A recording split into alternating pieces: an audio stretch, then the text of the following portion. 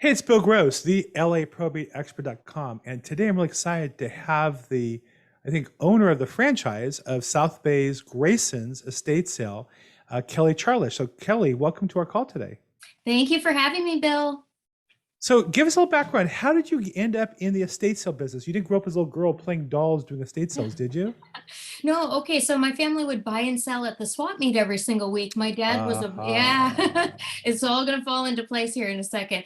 No, my dad was a bottle collector, and you know how when most people collect something, they just go buy it. Well, we would actually go digging for the bottles in ghost towns and things like that, and then I would go to bottle shows and sell them. And I wish I paid attention a little bit more to the value of things back then, but I had a lot of fun doing that, growing up doing that, and panning for gold, metal detecting, going to every antique store along the way. So I Wow. didn't actually think I would do anything in the industry as an adult, but I was in the financial industry for 14 and a half years, and I was so bored, and I'm like, this is not a fit for me. What would I be good at? And so I approached the largest estate sale company in the country and said, hey, I think you could use me in some capacity. Do you have a job? And I hit up like all the franchises in my area at that time and told them I'd be a good fit for whatever. At that time, it was marketing, and one of the franchise owners did give me a job in the marketing. So I did that for 3 years with Grasons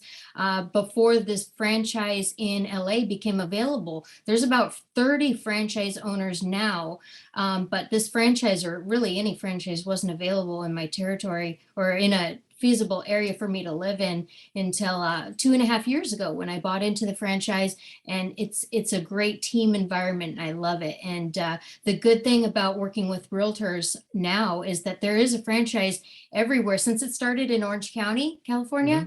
Hmm. there's really a franchise anywhere that could help you with a listing that needed to be cleared out. You've got a client that's their furniture isn't adequate for staging, or they're downsizing, relocating. There's a lot of needs that we cover. In fact, my last estate sale that I just finalized a couple days ago, it was an 11,000 square foot prop house. The TV show just wrapped up, and they needed all the props from the sale or from the TV show liquidated. So I do all kinds of projects, business liquidations, warehouse liquidations. Yeah, there's my website. Or yeah, exactly. And on the bottom, maybe there's be an area where you can go see my current sales. Well, anyways, if there is an area you could see my current sales that I have going on. Exactly. That second one is mine. That's what is going on this week. I've got a project actually every single week, somewhere in the South Bay. That's the great thing about being a franchise, is that I'm in the same area every single week. My territory is Torrance and the beach cities, so I'll Hmm. see the same customers over and over. Wow. So, okay, so we could jump a little bit ahead of ourselves here with this. So let me go back just a little bit and talk about. I mean, this is interesting. This is great stuff. I love this. But let's go back, kind of take a bigger picture. Okay. So I'm a real estate agent. I deal primarily in probate real estate, where somebody's passed and there's an estate, or Mhm. there's a trust and there's an estate, and they have a house full of stuff. They don't know what to do with it. And in some cases, there's value there. And so describe for me how you get involved. How do you get started, and what's kind of the process to go from, gee, what the heck is this, to it end up being cleaned out and ready for us to sell the property and maximizing the value for the family. Yeah, it's always a great idea to call me, Bill, because maybe you guys don't know what you're looking at. The family thinks it's junk, or oh, well, all we have is just books and paperwork and some old furniture. Well, that old furniture could be really valuable. It could be, mid-century modern, what everyone is into right now, or those books could be, leather bound, really amazing books. So, anyways, it's always a good idea to call me, and I don't mind coming out and doing a consultation. Even if it's say, oh, it's a hoarder home, doesn't matter. I'll come out. You never know what's in there. I can tell by looking at things, if there's value there or not. But I can always also kind of steer the family in a direction. If I can't help them, really, it is just junk or something, I can suggest, okay, well, let's get a haul away company in here or something like that. I work with so many um, people in the industry that I just have a lot of ideas. I don't like to leave people hanging. If they need help, they need help. And if Right. I turn them down for an estate sale, just say it's very rare, because I'm a helper, and we're in the industry to, in the industry of helping people. So anyways, if I can't help them because there really is no value there, then I'll suggest something else. But say there is some value there, I'll come in and say, okay, well, we can do a 1, 2, or 3 day sale based on the quantity of good stuff. And we'll hold a sale on site. That's usually um, that's my business model, is wanting to hold a sale on site because things sell better in their natural environment. I don't have a Yeah. warehouse or a store that I take these things to. A couch sells better in a living room. So, and then after the sale, we'll get it completely cleared out because you guys want it left empty, right? For staging or showing empty. And yeah, and then I just send them a check. So I really take care of everything. My team does. So obviously up front to prepare for the sale, you have to get the junk out. Do you provide that? Do you advance those funds? Does the state pay for that ahead of time? How does that work financially?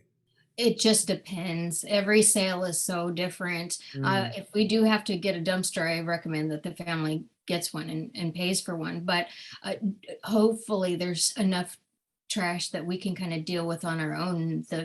Sometimes they're complex, or there's a dumpster nearby or something. Like I've had HOAs have like a dumpster on site or something, or I do take trash home and throw it out at my complex. Unfortunately, like whatever we got to do to make it look nice for the days of the sale. But if there is a ton of trash, yeah, we have to have them line up a dumpster, or I can make a phone call if they're not local. Just I'll You call come in, so initially a consultation. So I had a house, I'd say, gee, I don't know what this thing looks like. Can you get in there and give me an assessment? You'll go in and put together a game plan or recommendation of what to do at that point? Yeah, absolutely. And I'll go in even if there's no family on site or whatever. If there's a lockbox out there, and I can go in, take a Got look it. around. Got it. So you do some inventory and you'll do some research and maybe suggest a price or of what it would take. And then you perform the auction. And then at the end of the auction, of course, what happens with things, what percentage of things do you actually sell? What happens with things that don't sell? Okay. Yeah. So I'll go in and I'll give them my quote, which is like a percentage of the sales, of the proceeds of the sales, right? I don't require any money up front. And I work on commission, so I'm highly motivated to sell everything at the estate sale.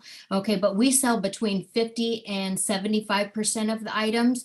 And the reason it's not higher is because I don't want to sell things on the last day for $1. That just doesn't make any financial sense. And it like trains our customers to come at the very end of the sale and want deals or whatever. Right. So I really try to command the highest price that people will pay for these items. And we do discount along the way, but so if an estate sale company tells you that they sell out 95% or whatever, it's probably because they're just giving stuff away at the end. Right. But anyways, Right. that's not a bad strategy. It's just not mine. So the things that don't sell, I either have a buyout come in, depends on what's left, but I either have a buyout arranged for the family, or I have my clean out company that I've been working with for 2 years, and that's been with Grasons for about 6 years. They come out, and as long as the sellable stuff to trash ratio is pretty good, then they usually perform that service for free for me, and they won't really perform that service for free for anybody else, but they want free stuff from me every week. So it's a relationship that I've built with them, and they do 3 things. They don't just put everything in a landfill then that's not sold. They resell, they donate, and they trash stuff. So if my client wants a donation receipt, that's not a problem. But Nice. Okay, so you handle all that, and then you put on the estate sale, you market it, you do the estate sale. So it sounds like you're fairly complete service. So let's take a look at one of the sales you have going on now, and you can kind of walk us through maybe describing what that is. Let me see real okay. quick. So the Torrance one's yours, and let me bring that back up again. So tell us, obviously there's some privacy involved here, but what can you tell us about this particular sale? How did you get involved in it, and how did you get to this point? What do you see happening here? Okay, so I'm not exactly sure how my client found me, but probably on Yelp or Google. I get a lot of people just Googling estate sale services, and I have great reviews. And this one is like kind of a downsizing sale. Someone passed away in the home, but there's somebody that's now a family member has moved in already, and they just want to get rid of the other family members' things. So this is a very small sale for me. It's a 2-day sale. And so you don't see a ton of items, but there's Mm. good sellable stuff in there. Old records, people really like records these days. And then they've got some costume jewelry and some other things. And now someone in the family, the person that passed away was in the military. They fought in the Korean War and World War II. And so that kind of is going to bring a little bit of interest there with some of the things that they have. I've got the small, like, military items, the patches and things like that for sale. And those will be at my register because those are pretty small. I like to have the jewelry and the small things up at the register by me. And I work all my own sales unless I have two going on at the same time. Yeah, those sterling items and things like that, those will be up at the register by me. And yeah, I work the register and of my own sales, and my Some customers. neat old records. Yeah, Wow. so many records. Yeah, people will probably line up for those. We kind of get Yeah. people lining up the day before if there's interesting Yeah. things there. Wow. Okay. So I guess this is, seems fairly eclectic. I think the thing that strikes me is every time I've had a client need an estate sale, when you see their stuff, everybody's so different. I think that's the thing that surprises me is how, like you say, in this case, he has some military things and certain records. Other people have books. Other people have. I had a guy who had different figures, like GI Joe action Yeah, figures. He had a whole collection of it. Like, who has that? That guy happened to have it, and it got sold, and they made a lot of money. So, good for them. So awesome. you work. So you work. A percentage of your business is with real estate agents. Describe a little bit how that works and how you kind of work with a realtor as part of your business. Well, the awesome thing about working with realtors is that the leads can go both ways. I show up at a lot of consultations and they don't have a realtor yet, and I always ask. Hey, what's the next step for this home? And then if they say, well, it's going to be put on the market, I always ask next, do you have a realtor? I'm always curious, for my own needs, like, oh, can I network with this realtor? But a lot of times they say, oh, I don't have one lined up yet, and I say, hey, do you need some leads? I've got great realtors that I work with. There's some realtors I've worked with that have given me multiple sales, and I'm able to. Nice. I like to give 3 leads because I don't want to just sound super biased, right? But I give 3 names that I work with right now, and I'm willing to change that up to kind of spread the wealth out, because one of them has gotten a lead and she sold the home, and she got the listing and sold the home, and she was Nice. very appreciative of me, yeah, for that lead. So yeah, it goes both ways, but a lot of times realtors do call me. They're like, Kelly, this house is full of stuff and it's not attractive, can you come in and help? Sometimes there's no family left, and the realtor's actually been my actual client that signs the contract and everything like that. And Right. so we understand that we really need to make the realtors happy at the end of the day, whatever that means, getting everything. We say we leave the home broom swept, and we just mean like everything out, it's not a turnover cleaning, but it's empty for you guys. Nice. What do you see is the biggest mistake that realtors that work with you make that you can help them with to be more effective? Hmm. I don't know, because I'm not in the conversation of what sometimes where the realtors explaining my services to the client and Okay. setting their expectations. Mm-hmm. So I don't know, because yeah, that conversation, I can't read realtors' minds and understand what they're thinking that the sale is going to bring in and what they relay to their client. I guess maybe the biggest mistake, I guess, could be like maybe not asking me all the questions that would indicate, that would set the expectations that they would go back to their client with. I mean, I Right. don't know. Right. I've unmet, frustration is unmet expectations. So someone online, something didn't Yeah. happen. So let me reverse the question. Okay. The real estate agents that work with you most effectively for you and from what you see of their clients, what do they do better than the other agents? They ask me like, oh, hey, Kelly, like, tell me honestly, what do you think this sales is going to do? Is this worth having? I can't give dollar amounts exactly because I can't predict the future, but they ask me like, hey, is this sale worth doing? And I'll be like, Well, absolutely. They've got great stuff. They're going to make money because they're always like, well, because what with your percentage and the clean out, what the clean out could cost. And I always say the clean out could cost between 0 and such and such dollar amount, like $400 or something. And they always take that to mean like, okay, the clean out's going to be 400, and then we have to pay you commission. Is there going to be any money left? And I'm like, yeah, it's worth doing. And then they go back to their client and really suggest it, because it is sometimes it is kind of an inconvenient process, the estate sale process. If somebody lives on site or something like Mm, that, it can be mm, construed as inconvenient because we set up tables and we bring everything out of the cupboards and put it on right, tables right, and things like that. But it's still worth doing, because what's the alternative? Calling a haul-away company and having it all go in a landfill? I mean, right, I always try to preach recycling, upcycling, reusing, repurposing. right. We really try to keep things out of landfills and things like that. So I'm always saying, yes, have an estate sale. So let's change direction just a little bit here. As a businesswoman, these have been different times for all of us, right? We've all done more phone calls and Zoom calls and less personal interaction, but your business is all interaction. People show up at the estate sale. So what's it been like? What's it like today? And what do you kind of see in the next period of time? Like how do you even manage that? Meaning, was there a time that you couldn't do estate sales because of COVID restrictions in the last year or There so? was not, because we just started holding virtual sales. Got it. So you moved to virtual, but Yeah, now you've we gone have back to to, adapt. Yeah. but now you've gone back to live sales because they're, I guess, ultimately more profitable, more money, Yeah, right? things sell better when people can. A lot of my customers are a little bit older. They still want to measure things and touch things, and Mm, yeah, my in-person sales still do well. But if you look at the other Graysons franchises, some of them, maybe their areas are different, and they've kind of stayed doing more virtual sales, which is great.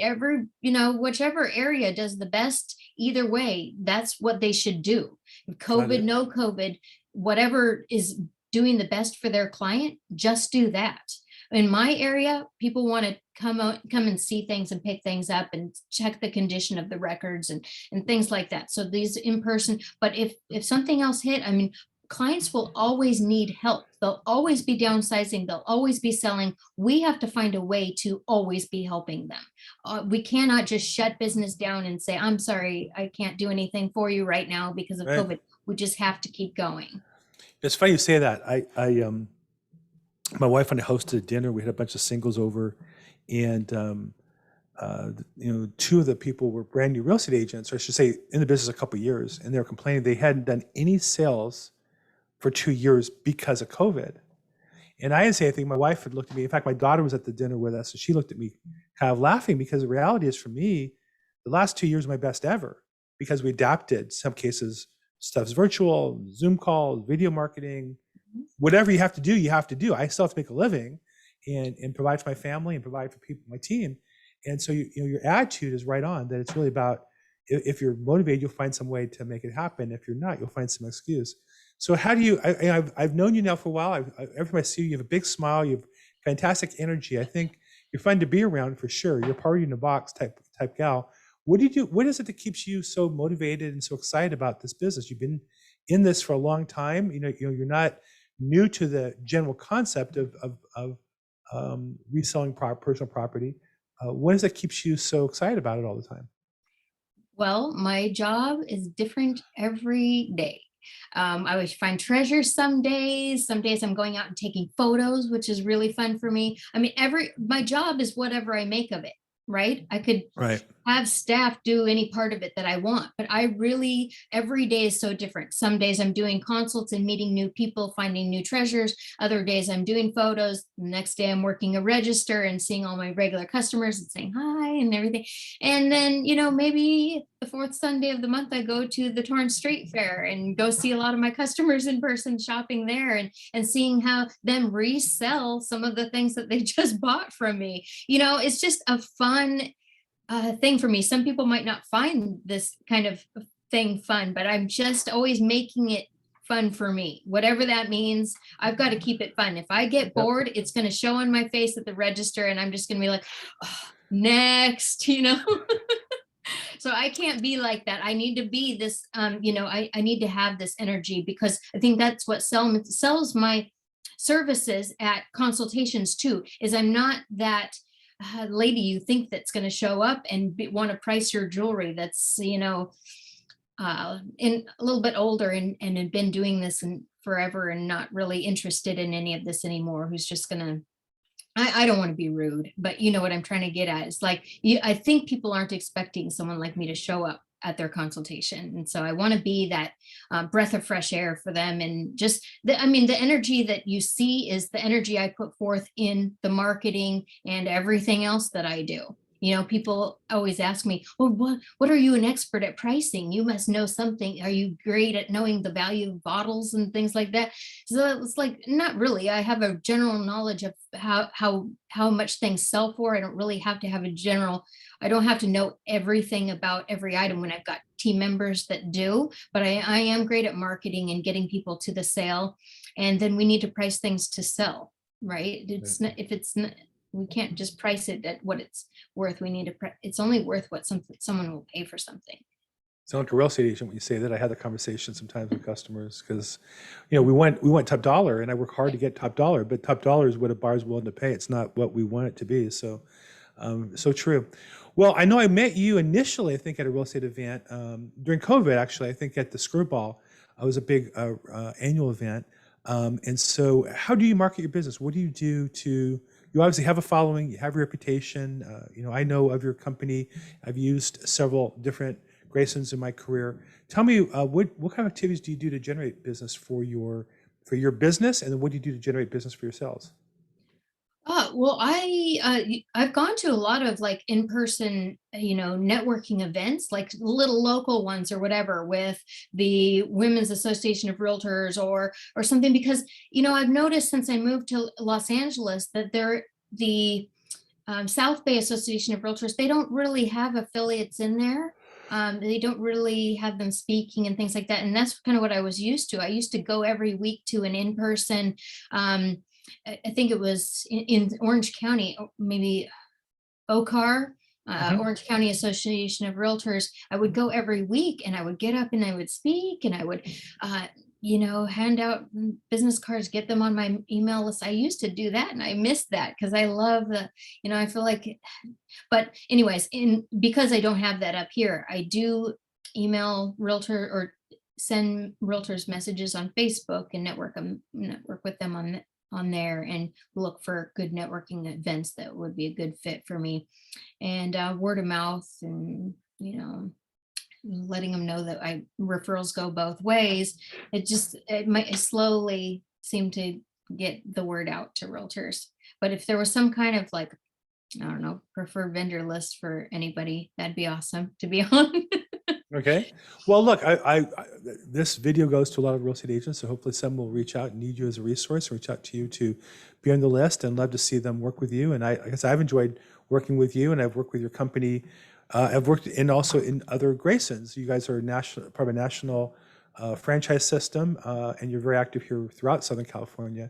What is your region? What do you handle specifically? I know you're called the South Bay. Can you define what the territory looks like for us? Yeah, sure. I usually say Torrance and the beach cities. Okay. Nice. Yeah. But then that also includes Harbor City and Gardena. Nice. Yeah. Wish I'd known that. I had a listing in Gardena. I wouldn't have thought of that to be in your area. Very good. Well, it's part of the South Bay. That's how they think of themselves. Good for you. Well, look, Kelly, it's been a pleasure. If somebody wanted more information, I know you have a website. I know when I go in, though, it's kind of a long URL to get the South Bay, Los Angeles part in there. They'll go to Grasons, Grasons.com, or how would somebody find you if they wanted to get together with you and talk about real estate or helping with the personal property involved with the real estate? Well, yeah, Grasons.com. They could look up my location or Facebook page for, Grayson's Cove, South Bay, Beachside is my DBA. Yeah, I understand. With 30 of us, it is a little tricky to find me. I always have a listing on .net, a live listing always on estatesales.net. Let's see what else. So on Yeah, Facebook, it's Grasons South Bay LA. That's your group, that's your yeah, page as well. that's mine. Hmm. Good. So you're the South Bay franchiser for Graysons, and then anybody, you're gonna have Yelp, and then do you have a phone number as well? Yeah, it's 310-997-0966. Fantastic. Well, look, and I know your email is southbay@graysons.com. So again, you're the South Bay franchiser for Graysons, national company. You focus in the South Bay, but you're a great resource. And so I know whenever I see you like at a meeting, I appreciate the chance to say hi and meet with you. So thank you so much for being on the call today. And hopefully we'll have Yeah. other realtors, investors, and homeowners who might need your help to reach out to you. Let me say one other thing also, that Please. Bill, I don't mind being a resource for, if you have a listing anywhere, don't feel like, oh, Kelly doesn't cover that area, so I shouldn't call her. I should try to figure out on my own who owns that franchise. Don't worry about it. Just call me and I'll get you in touch with that franchise owner. There's 30 of us. It is hard to know, because what if you have a listing in PV and it's really close to me? I don't handle it, but I know that person's phone number by heart. I know that owner. I would love to just make it easy for you guys and just give you their phone number or put you in touch with them, have them call you, something like that. Like, I'll be the point of contact. I don't mind. I know all the owners. They're all in my phone. It's much easier for me to just tell you who it is. Got it. So anybody with Graysons, reach out to Kelly. Again, she's on Facebook at facebook.com/Graysons South Bay LA, and phone number 310-997-0966. Great. Well, look, Kelly, thank you for pointing that out. Thank you for your time with us today. Thanks for being such a great asset into our real estate business and industry, and look forward to seeing you again real soon. Thank you so much, Bill. It's been a pleasure. And say goodbye to your little friends that are behind you. What are their names? Tilly and Roxy, and they are at my, she perked up. They're at my sales sometimes. They sit outside with me. Is there an extra fee to have Tilly and Roxy both come, or is it you get as one security? If you want to hire them as security, then yeah, but no. I don't think. They're just added fun for me. They look like a lot of yapping and not much protection, but right. Okay. Well, good. Well, thanks again so much. It was a pleasure. Yep. Thank you so much, Bill. Bye-bye.